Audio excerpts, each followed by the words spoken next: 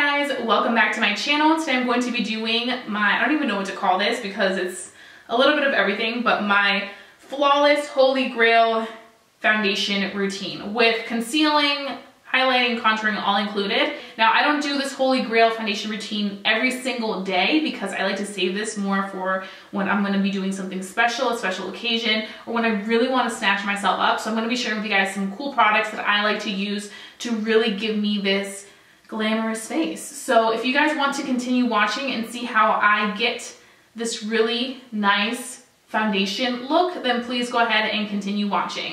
So first I'd like to start off with skincare. I feel like skincare is the most essential part of having that flawless foundation. Now I do have a skincare video that I recently posted and it kind of like clarifies how I helped get rid of my texture and all of that stuff. So if you guys want to watch that before you watch this video, you can go ahead and just click on the link up here. But I am going to go briefly into skincare because there are some things that I like to do when I want a really perfected makeup look. This is the egg cream mask by Too Cool for School. It is the pore tightening mask. Whenever I want to just have a really flawless canvas, I like to do something that has to do with pore tightening or smoothing, just something like that that's not too strong because my face is very sensitive. But you guys know, if you guys do watch my channel a lot, one of the biggest things I like to combat is my pores. I like to have the least amount of pores noticeable when I have my foundation on. So if I'm going to go to a fun event, I like to go ahead and use a nice mask. If I can open, there we go. This one's wet. I feel it, super wet. I like to use a good mask, and this is definitely one of my favorite ones. They have it at Sephora if you guys want to check it out. So we are just gonna undo this. It's like so slimy, slimy. And then I just apply this. Ooh, that's cooling. It's morning too, so I need this, and I probably look freaky right now. We're gonna let this sit for just a little bit of time. So that mask sat on for about like 10 minutes. So I'm gonna go ahead and just kind of rub in the product into my skin. I always like to kind of leave the product on. It is gonna be a little wet feeling for a little bit, but we can go back in and just kind of dab some of the product off. But I really like to rub it in to the skin first. And the next step we're gonna take is using our eye cream. This is my Benefit It's Potent. I like using this eye cream because it's super hydrating on my under eye. And not only that, I feel like it really refreshes me and kind of gets that under eye ready for any type of makeup application. I feel like it makes my makeup application on my under eye look less like thick or like not skin-like. I feel like this really just kind of allows the foundation and concealer to really set into place nicely. And then of course you do want to drink water, so I've been drinking water. I feel like this is another way to really get that skin looking hydrated and fresh is your water. And now we're going to move on to our moisturizer. So like always, I'm going to be using the Estée Lauder Day Wear Matte Gel. I really appreciate the fact that this moisturizer, as soon as I apply it, I feel like it just absorbs everything in. Now right now my face looks a little bit more hydrated than usual. That's because we went in with the face mask, which really did the trick and is gonna kind of help everything lay super silky smooth on the skin. So I'm just gonna be applying this all over. My face smells so good right now. Oh my god. There's nothing like really pampering your skin before you apply your makeup. So now we're gonna move on to our primer. So for primer, we're gonna be using the Tatcha, the Silk Canvas Primer. I have fallen in love with this primer. It is so good. It just really does the trick for me, so I just have to use it. So I'm just going to take the little spatula it comes with and take a little bit of product. And you really don't need too much. I would say use as much as you feel like you need, but I'm going to use some on this side to cover this side, and then I'm going to use a little bit to cover the other side. But I really like to apply it right where my pores are, and large pores right here. And then I like to bring it out towards my cheeks. As you can see, that kind of like instantly just like makes your skin look kind of matte on the matte side. And if you guys saw my review on this primer, you guys know how well it wore through the day. Like I was so impressed. I felt like It combats those oils so well. Okay, so now that we have our primer, we're gonna move on to our foundation. So for foundation, we are going to be using my Holy Grail favorite foundation, and that is the Huda Beauty Faux Filter Foundation. Now, this is like my baby. I love this stuff. I haven't talked about it often on my channel because I'm always testing out new things, so I definitely want to talk about those things. But if there's one foundation I had to pick for like a dress-up event, for every day when I want to look completely flawless, this is the foundation. This gives you the most beautiful, full coverage, long-lasting, smooth finish. And this is Baklava 340G. So we're just going to be putting some on the back of our hand, and we're just going to dot it. I always like to dot my foundation. I feel like that just kind of gives me the coverage exactly where I want it, as opposed to just taking the sponge and placing it. So I really like to do this. And then I go in with my favorite Morphe sponge. It's the highlight and contour, but I use it to do my foundation, and I also use it to bake. And we're just going to begin applying this. Do you see how beautiful that is? Like, look. And it's been sold out for some time. I think it's back in stock finally, but that's how good it is. This stuff is sold out. Even my local Sephora, they only have one shade of this foundation. And as you can see, it applies beautifully with the sponge. I feel like for me personally, the sponge is my go-to. I feel like I get really good coverage, but I also get a little tiny bit absorbed in case I am a little bit heavy-handed, which I tend to be heavy-handed sometimes with my foundation. I tend to use a little bit more than I should, especially when I love foundation so much, I just end up packing it and packing it. But I do feel like if I do use a little bit of extra foundation, the beauty sponge can really combat that. Now, whenever I do my foundation first, I do go in and cover up my eyelid space because I use this as kind of like a primer for my eyes. If I'm going to be doing eyeshadow, I feel like it works best. And then I just go in with a little bit of powder to just set my eye so that it doesn't crease, because my eyelids crease. So I just go ahead and do that, and it works great. But you can see how beautiful this foundation looks.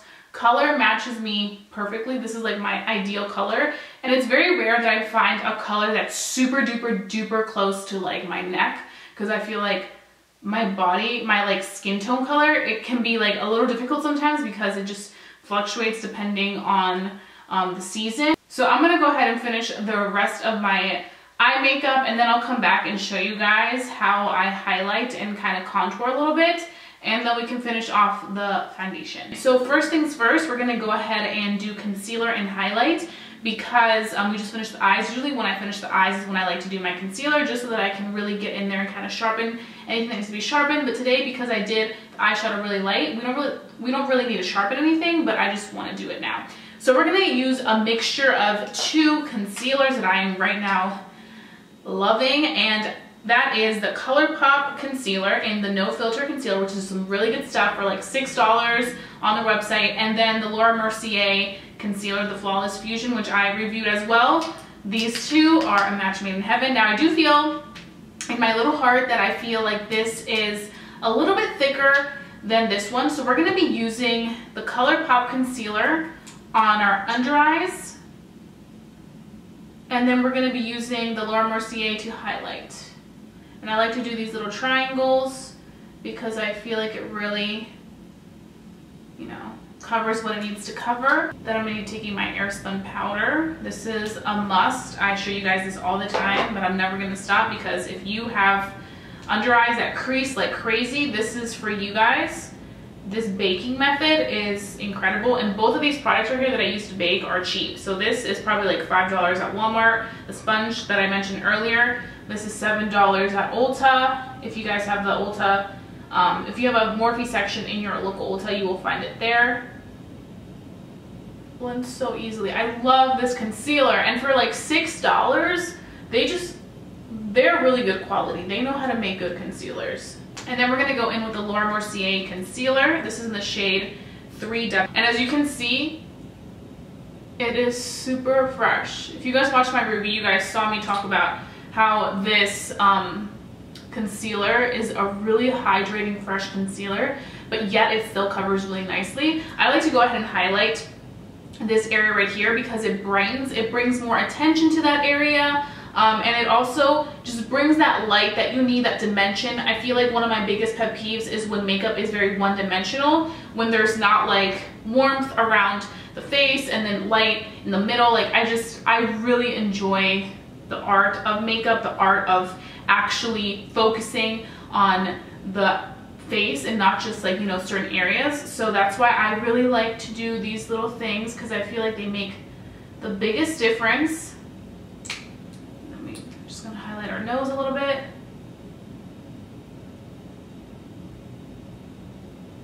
Before we go in and kind of contour our nose.